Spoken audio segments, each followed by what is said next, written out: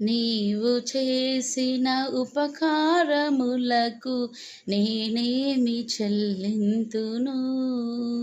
నీవు చేసిన ఉపకారములకు నీకేమి చెల్లింతును.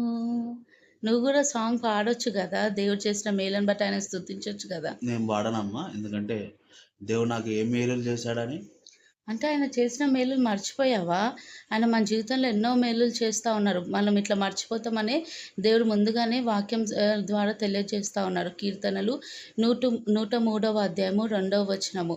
నా ప్రాణమా యెహోవాను సన్నిధించుము, ఆయన చేసిన ఉపకారములలో దేనిని మరువకుము అని. కదా, మనుషులుగా మనం మర్చిపోతూ ఉంటాం అనేసే దేవుడు ఆయన చేసిన మేలులను మర్చిపోవద్దు, ఆయనను స్తుతించాలి అని దేవుడు మనకు తెలియజేస్తూ ఉన్నారు.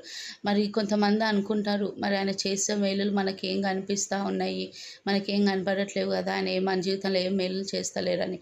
కానీ అట్లాంటి వారి కొరకు కూడా దేవుడి వాక్యం ఏమని సెలవిస్తుందంటే 1 కొరింథీయులు 2వ అధ్యాయము 9వ వచనము. ఆయన చేసే మేలులు కంటికి కనబడవు, చెవులకు వినబడవు, హృదయమునకు గోచరము కాదు అని. కాబట్టి ఆయన మన జీవితంలో చేసే మేలులు మనకు కనబడకుండా ఎన్నో మేలులు చేస్తూ ఉంటారు. మరి మనకు కనిపించే మేలులు మనకు చేస్తున్నారు అనుకుంటాము, కానీ కీడు జరగకుండానే ఆయన మనకి ఆపుతున్నారు. మరి అవన్నీ కనిపించని మేలులు కదా, మరి ప్రమాదం జరగకుండా ఆపే మేలులన్నీ కూడా మరి మనకు కనిపించవు కదా అని మనం స్తుతించకుండా ఉండొద్దు.